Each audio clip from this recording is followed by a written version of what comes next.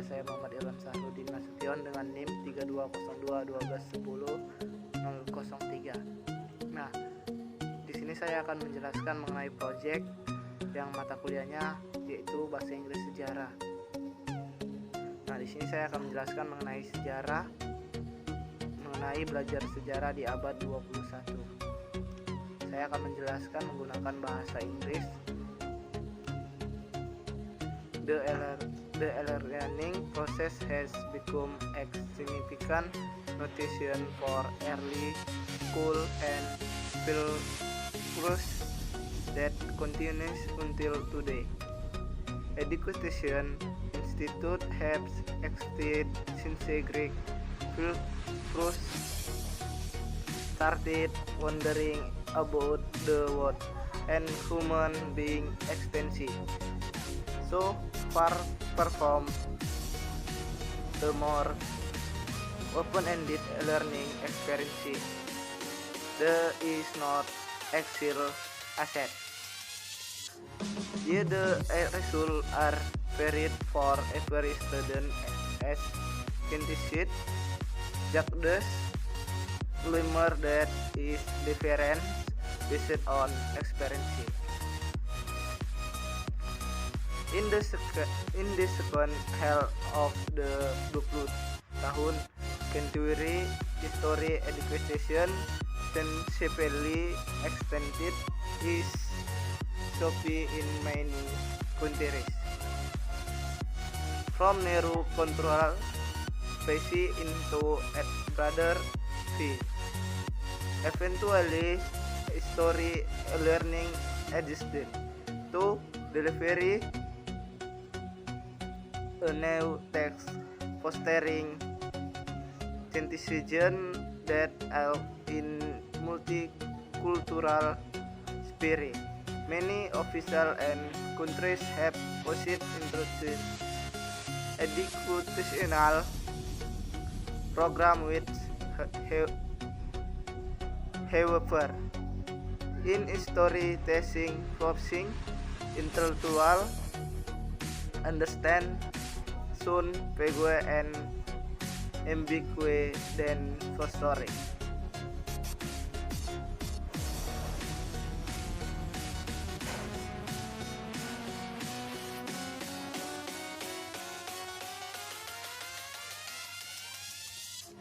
The public expectation upon testing history must be conscious and knowing the history or of the question process of substantive. Know students should know the facts that are considered important. However, research indicates that many history the teacher in daily practice find in her to combine establish historical context. Teachers tend to begin the lesson by losing substantive historical knowledge as the foundation before endeavoring history. Nah, arti dari yang saya bacakan tadi ialah saya menjelaskan mengenai belajar sejarah di abad 21, yaitu proses pembelajarannya telah menjadi hal yang signifikan bagi para sarjana dan visual. Awal itu berlanjut hingga hari ini. Institut pendidikan memiliki ada sejak filsuf Yunani mulai bertanya-tanya tentang dunia dan keberadaan dunia. Begitu sejauh ini, konstruktivisme lebih kompleks dalam mendesain proses. Desain instruksional, konstruktivisme melakukan pengalaman dalam belajar yang lebih terbuka, yang tidak mudah dinilai, namun hasilnya beragam untuk setiap siswa. Sebagai hakim konstruktivisme, setiap pelajar yang berbeda berdasarkan pengalamannya. Lalu di paruh kedua abad ke-20, secara pendidikan sejarah berturut-turut memperluas cangkupannya. dalam banyak hal negara dari luar budaya yang menjadi sempit menjadi pandangan yang lebih luas. Akhirnya pembelajaran sejarah disesuaikan untuk menyampaikan tugas baru dalam membina warga negara yang sejalan dalam lingkungan multikultural.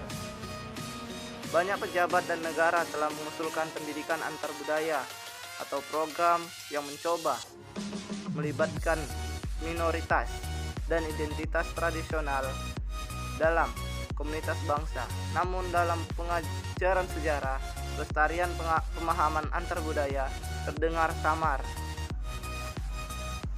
dan ambigu daripada membina nasionalisme.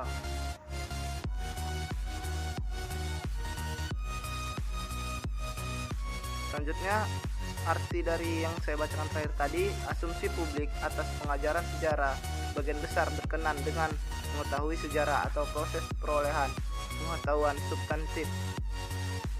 Siswa harus mengetahui fakta-fakta yang dipertimbangkan dan itu dianggap penting.